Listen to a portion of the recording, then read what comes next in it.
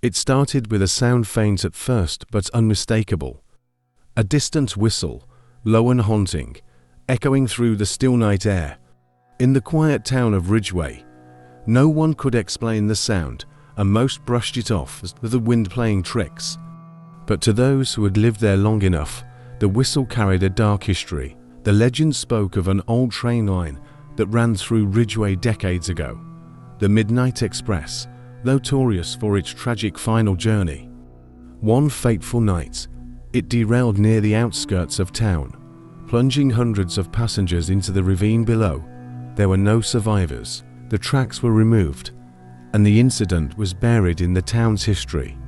But as the years passed, whispers of the death train began to surface. The train was said to return once every decade, appearing out of nowhere and taking any unlucky souls who boarded it to the afterlife. That night, as the whistle howled through the town, something stirred, something dark and forgotten. Jack, a young mechanic, had heard the stories growing up, but like most people his age, he didn't believe in such nonsense. Ridgeway was a quiet town, and he was tired of the monotony. But that whistle kept him awake, tugging at his curiosity. One evening, after hearing the sound for 3 nights in a row, Jack decided to investigate. Armed with nothing but a flashlight and an old pocket knife, he made his way to the outskirts of town, where the tracks used to be. As he reached the edge of the old rail yard, the air grew cold, unnaturally cold for a summer night. Then, without warning, the whistle screamed through the air, louder and closer than ever before. Jack froze as he saw a light dim at first, but growing brighter coming from the darkness. The ground trembled beneath his feet, and before he could comprehend what was happening, a massive steam engine appeared from the mist. The death train had returned. Jack's feet felt glued to the ground as the train slowed to a stop, its black metal frame looming like a shadow from a nightmare. The doors creaked open with a ghostly hiss, inviting him in.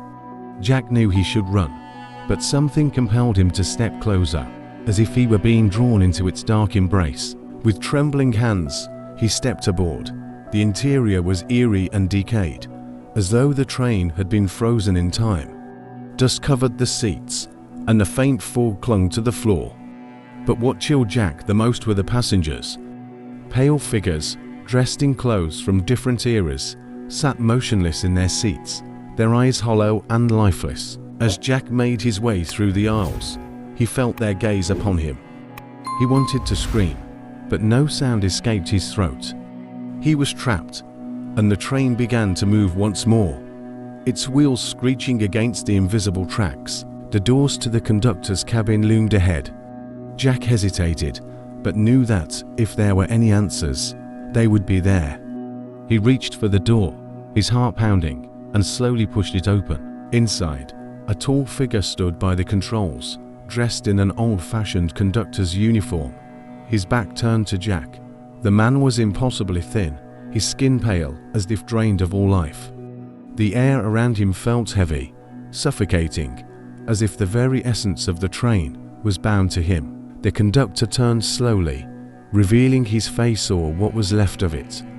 His eyes were sunken deep into his skull, and his mouth stretched into an unnatural grin. "Welcome aboard," he rasped, his voice like nails scraping metal.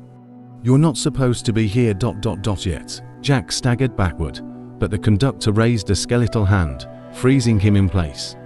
"You've heard the whistle. That means your time is near." Jack's mind raced as he tried to understand. The train, the passengers, they weren't just ghosts. They were souls trapped in an endless journey, forever bound to the death train. The conductor explained that each passenger had boarded the train willingly, unknowingly sealing their fate. The train did not deliver them to the afterlife, it kept them in limbo, neither living nor dead, eternally riding through the night. As Jack's pulse quickened, the conductor's grin widened. "But you're different, aren't you?" he hissed. "You've boarded too soon. Fate hasn't claimed you yet." Before Jack could respond, the train lurched violently, throwing him against the wall. He could feel the train speeding up, the rhythmic pounding of the wheels growing faster, more erratic. The conductor laughed, his voice echoing through the cars as the train plunged deeper into darkness. Jack knew he had to escape, but every door he tried was locked, sealed tight by some unseen force. The passengers remained still, their lifeless eyes following his every move. Panic set in as the train's speed increased, the whistle now a deafening wail. He stumbled into the next car, where he found a woman sitting alone, her eyes wide with terror. She looked alive, unlike the other passengers. "Help me," she whispered, her voice trembling. "I don't belong here." Jack knelt beside her, and she told him her story. Her name was Sarah, and she had boarded the train after hearing the whistle, just like Jack, but unlike the other passengers, she hadn't yet succumbed to the train's curse. Together, they might have a chance to escape, but time was running out. Sarah revealed that there was only one way off the death train. They had to confront the conductor and destroy the object that bound him to the train. But the task was nearly impossible. No one had ever escaped before, and the conductor guarded the secret fiercely. As the train barreled through the night, Jack and Sarah hatched a plan. They would make their way back to the conductor's cabin, find the source of his power, and destroy it. But with each passing moment, the train seemed to pull them deeper into its nightmarish world, distorting reality itself. The train's lights flickered as Jack and Sarah approached the conductor's cabin. The passengers stirred for the first time, their hollow eyes fixed on the pair as if sensing their plan. Shadows danced on the walls, and the air grew colder with every step. When they reached the cabin, the door creaked open. The conductor was waiting for them, his grin wider than ever. "You think you can escape?" he rasped. "No one leaves the death train." Jack lunged at the conductor, but his body passed through him like mist. The conductor laughed, his skeletal fingers reaching for Sarah.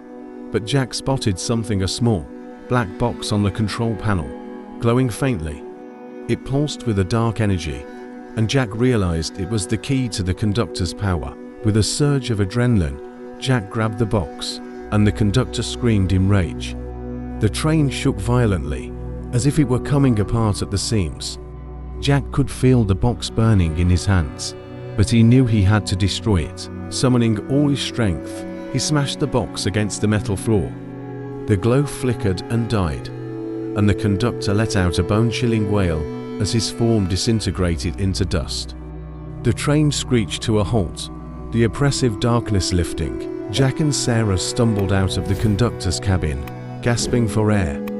The passengers, once trapped in limbo, began to fade, their souls finally free. The train, now silent and still, began to dissolve into the mist, leaving Jack and Sarah standing on the outskirts of Ridgeway. The night quiet once more. They had done it, they had escaped the death train. Back in Ridgeway, Jack and Sarah struggled to explain what had happened. No one believed their story, but they didn't care. They had survived the impossible. The whistle of the death train was never heard again, and the town seemed to forget the legend that had haunted it for so long. But Jack and Sarah knew the truth. The death train had been real, and they had come closer to death than anyone could imagine. Years passed, and the memory of the death train faded. Jack and Sarah went their separate ways, forever connected by their shared nightmare. But one night, as Jack lay in bed, he heard something, a faint, distant whistle. His blood ran cold.